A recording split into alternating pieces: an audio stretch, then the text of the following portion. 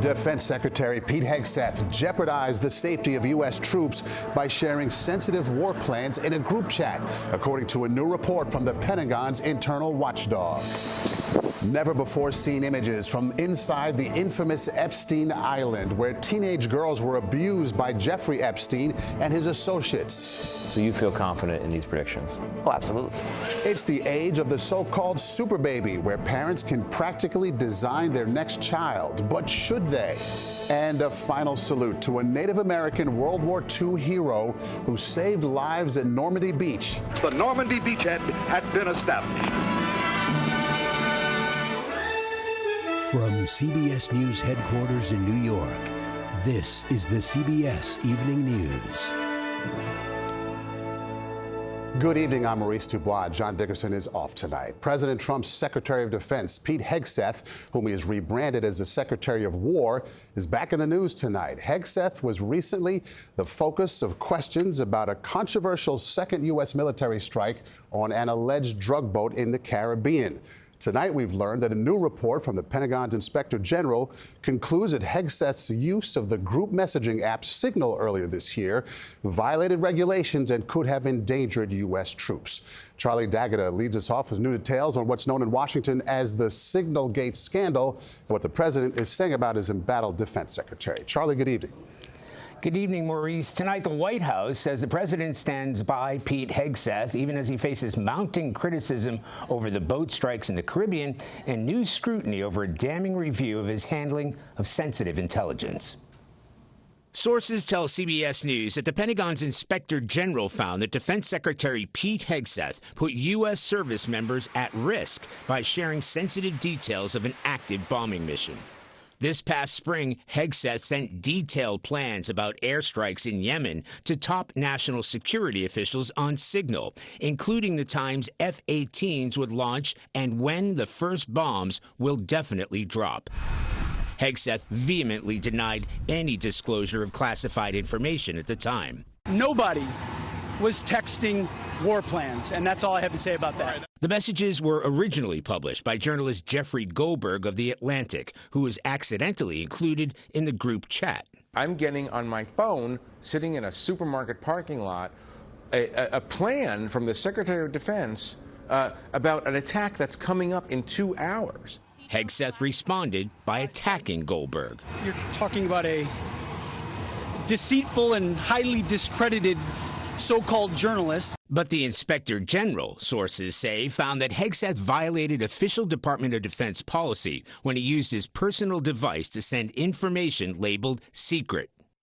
Democratic Senator and combat veteran Mark Kelly. That put those pilots flying those strikes at risk. Democrats and some Republicans have been increasingly critical of Hegseth's leadership at the Pentagon, demanding an explanation why the U.S. hit this alleged drug boat a second time, reportedly in order to kill 2 survivors. The Washington Post reported Hegseth instructed commanders to kill everyone. I'm very, very concerned about an order that would say kill them all, kill them, after they've already been wounded. Now, Charlie, some revealing old footage of Secretary Hegseth has been revealed. What are we learning about that? Yeah, so we know that Secretary Hegseth launched an investigation into Senator Mark Kelly last week after he appeared in a video urging service members not to follow illegal orders. Hegseth called it despicable and reckless. But in 2016, speaking at a conservative forum, then Fox News host Pete Hegseth had a different view. If you're doing something that is just completely unlawful and ruthless, then there is a consequence for that. That's why the military said it won't follow unlawful orders from their commander-in-chief. He's now changed his mind now that he's running the Department of Defense. Okay, Charlie D'Agata, thank you so much. House Democrats today released what they say are never-before-seen images from the infamous Epstein Island in the U.S. Virgin Islands. The images show one of 2 private islands owned by the late convicted sex offender Jeffrey Epstein. And here's Justice correspondent Scott McFarland. Newly released videos and photos show the epicenter of some of convicted sex offender Jeffrey Epstein's crimes, his private estate in the Virgin Islands, showing the luxury, the ocean views, the pool, and the bedrooms. Also, a dentist chair, which a source tells CBS News was put in for one of Epstein's girlfriends, a European studying to be a dentist. The footage was obtained by Democrats on the House Oversight Committee. The panel's top Democrat is Robert Garcia of California. Is one of the goals to apply more pressure on the administration to release their files? Absolutely. We're letting the administration know that we're going to continue to get files, whether it's through the Epstein estate, whether it's through the Virgin Islands, whether it's through the banks, and we're going to put information together to ensure this investigation moves forward and gets justice for the survivors. The late Virginia Giuffre, an Epstein survivor who died by suicide earlier this year, wrote that she was abused on the island. In September, survivor Lisa Phillips described her time there. I was taken to Jeffrey Epstein's island while on a photo shoot on a nearby island. Who I saw and what I experienced there was a glimpse into a very dark and disturbing world. The photos also show a blackboard with the words power and deception written on it, with other words redacted, and a phone with several first names on speed dial. Amid bipartisan pressure to do so, the president signed a new law requiring the administration release the full Epstein case files, and there is a deadline, Maurice, in about 2 weeks for them to do so. Okay, Scott McFarland in D.C. tonight. Thanks. A blast of Arctic air is sending temperatures plummeting tonight across the northern U.S. Parts of the Midwest and Northeast could break records that have been on the books for more than a century. Lonnie Quinn now with the bone-chilling details from outside. Lonnie. All righty, Maurice. This is all because of an Arctic front that is going to just roll right through the Midwest. Tomorrow morning, we are talking the potential for records out there. Look at some of these numbers. I'm going to take us first into Iowa. Spencer, Iowa could be 15 below zero. 15 below zero breaks the record of 9 below. Des Moines could be 8 below. The record is 6 below, and that was set, get this, Maurice, in 1889. By the time you get to Friday, that is pushed into the northeast of the cold air from Chicago, where you could set a record at 1 degree. The record is 4. And then all the way to New York, the record is 22, forecasting 21, and that was set in 1886. Boston, you crushed the record. The record's 16, also set in 1886. You could be 10 degrees. But when it's this cold, you get a phenomenon called hoarfrost. Hoarfrost is something that happens when the temperatures drop so quickly, it reaches the dew point, you form some kind of moisture, it freezes instantly on everything. This video sent in to us by Carol Bauer in Graceville, Minnesota. She's known as Grandma with a Camera. If you're in an area that has hoarfrost, trust me, it is cold outside. Mo, it's all yours. Okay, Lonnie, thanks to you and to Grandma with the camera. Now more of the top stories from around the world. In tonight's Evening News Roundup, President Trump has taken another unprecedented step, pardoning an indicted member of Congress before he went on trial. Congressman Henry Cuellar of Texas is an 11-term Democrat. He had been charged with accepting bribes and was supposed to stand trial next year. The doctor who pleaded guilty to supplying Friends star Matthew Perry with the ketamine that killed him was sentenced today. Here's CBS's Carter Evans in Los Angeles. It was a very emotional day here in court for family members of Matthew Perry as Dr. Salvador Plasencia was sentenced to 30 months in prison. Now, he had pleaded guilty to 4 counts of distributing ketamine to Perry before the actor died in October 2023.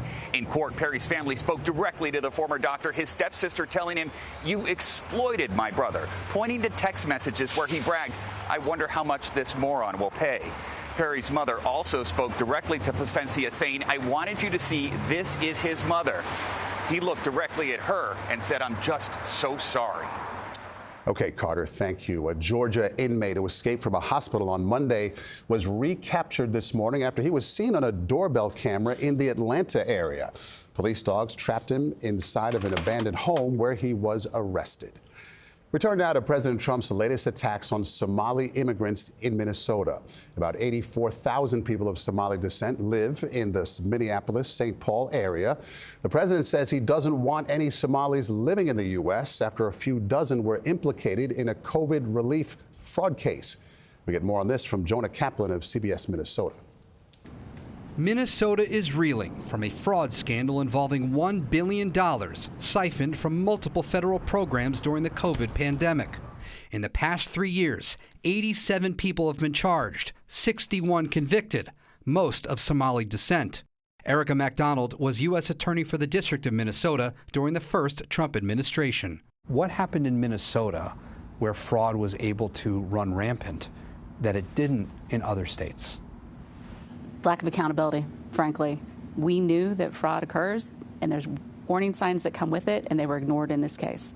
According to investigators, the schemes involved bogus receipts and invoices for meal programs, housing assistance, and behavioral health services, charging the state millions for services that were never provided. I hear they ripped off Somalians, ripped off that state for billions of dollars. The president lashed out at Minnesota's Somali community during Tuesday's cabinet meeting at the White House, saying he doesn't want them in the country and called them garbage. I think it's a beautiful country. Jamal Osman, who moved from Somalia to Minnesota when he was 14, is a naturalized U.S. citizen and a member of the Minneapolis City Council. Anyone who looks like me are scared right now. The fear comes as the Somali community here is bracing for a surge of ICE agents cracking down on migrants who've been issued final deportation orders. The president is pointing to the fraud cases in Minnesota, and we know that a majority of the suspects are of Somali descent. How is your community taking that? Well, my community is upset. Yes, people commit crimes, but the entire community should not be blamed based on what some individuals did. Some House Republicans on an oversight committee in Washington announcing in a news release they're launching their own investigation into the allegations of fraud and accusations that some of that money could have been funneled directly to terror groups overseas. But I spoke with a number of federal investigators, and they tell me there is no evidence that that happened. Instead, the fraudsters allegedly stole the money and kept it for themselves and spent it on things like cars, houses, diamonds, and so much more. Okay, Maurice? Many thanks. Jonah Kaplan in Minneapolis tonight. Still ahead on the CBS Evening News, is it ethical to engineer unborn children, or does designing babies cross an ethical line? Tony DeCobo reports. Tonight's Eye in America looks at a new form of online betting that exists side by side with your investments. In the same app that you use to manage your 401k or your stock portfolio, you can bet on the Jets game. And we salute a 101-year-old veteran of D-Day. Big leaps in science are presenting parents with choices that were once impossible. Screening the DNA of embryos to help pick a future child with lower risks of disease and higher odds of being taller or even smarter. But now that we can do it, should we? CBS Morning's co-host Tony DeCobo spoke with a young CEO who's shaking up the worlds of science and ethics. That's why today I'm excited to announce IVF Plus. Kian Sadeghi made headlines this year when his company Nucleus Genomics offered to screen embryos for risk of disease and much, much more. We look at something like height, even eye color, hair color. Intelligence. We give you Acne. Yeah. The idea, he says, is to help deliver not just a healthier child, but in the eyes of mom and dad, a more desirable child too. They want us to be well educated. They want us to thrive. Life, I think, as a parent, doesn't just stop at, I want my child to be healthy. At this sprawling facility in central New Jersey, how much lab space do you have here? Oh, it's huge. Nucleus scans samples of embryos conceived through in vitro fertilization. For about $30,000, parents can see the results. Depression, bipolar, autism. Wow. Autism, yeah. Before picking one to implant. Our predictors can better predict longevity from the embryo's DNA than any other genetic model ever built. But as his company grows, you can run 128 samples on this at a time. With a splashy new ad campaign inviting parents to have your best baby, the field of reproductive genetics itself is an ethical mess, according to the MIT Technology Review. You use the term your best baby. Whatever that means to you. Right, but no one's going to sit there and choose, I want a short, acne-prone, anxiety-ridden person with bad eyesight and no ability in sports. Well, similarly today, people are going to say, hey, I don't want a baby with cystic fibrosis. I don't want a baby with Down syndrome. And in the same way, that's their choice. Whether you agree, Sadeghi says he is not, in fact, creating a new class of superhumans. Because DNA is not destiny, the messiness of life, the nurture element of life, right? How hard your child works, what school they go to, all those factors are never, ever going to go away. Tony DeCobo, CBS News, New York. Eye in America is straight ahead, looking at a hot new trend in investing that's a cross between financial trading and betting.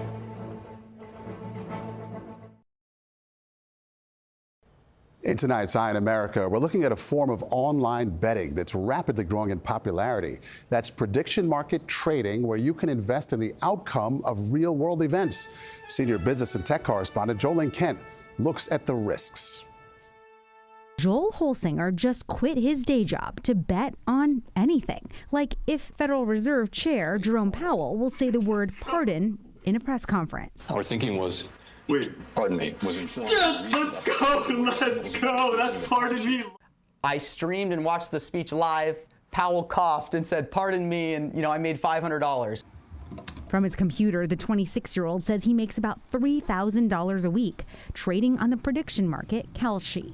Kalshi lets you legally trade on anything, anywhere in the U.S. Thanks to companies like Kalshi, Polymarket, and PredictIt, betting on anything from elections to Taylor Swift has never been easier. What is a prediction market? So a prediction market is like the stock market, but instead of buying and selling companies, you're buying yes or no on whether something is going to happen or not. Tarek Mansour and Luana Lopez Lara are the co-founders of Kalshi.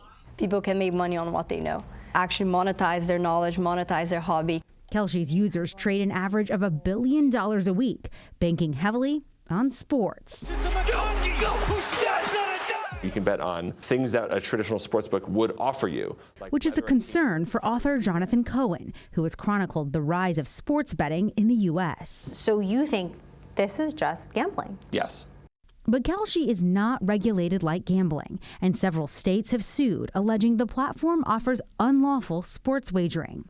And unlike most sports betting sites, users can also bet on games in other financial apps, which hold investments like retirement accounts. In the same app that you use to manage your 401k or your stock portfolio, you can bet on the Jets game. Creating more risk that some bettors could drain those savings. That friction is gone. You can gamble on sports, and you can gamble away your life savings. And while federal regulations on prediction markets are rapidly evolving, both Kalshi and its main competitor Polymarket have brought on a new strategic advisor, the president's eldest son, Donald Trump Jr.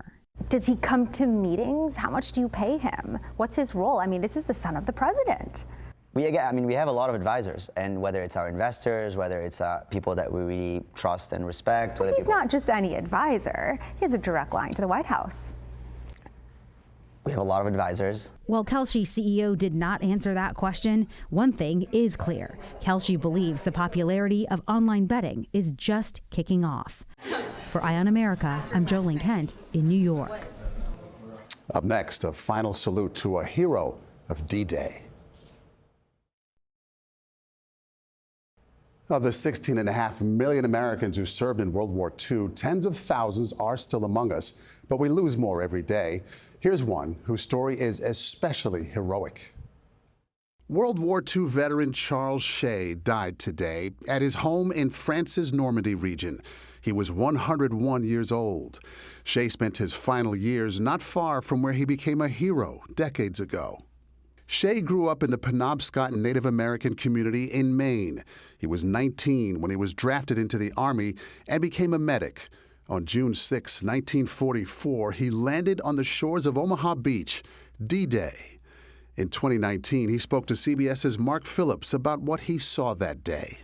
Many men that had been wounded were laying and could not help themselves. Shea pulled wounded soldiers from the water to safety, earning him the Silver Star for valor. I hope that I saved the lives of many men, but I would say 10 or 20, perhaps. Shea was one of fewer than 200 Native Americans on Omaha Beach that day.